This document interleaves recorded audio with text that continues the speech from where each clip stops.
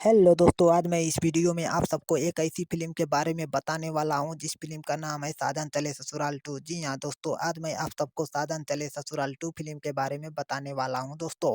दोस्तों, साजन चले ससुराल 2 फ़िल्म के लीड रोल में है सुपरस्टार खेसारी लाल यादव जी और स्मृति सिन्हा जी। और दोस्तों, इस फ़िल्म का प्रोड्यूसर है विकास कुमार जी और डायरेक्टर है प्रेमांशु सिंह जी।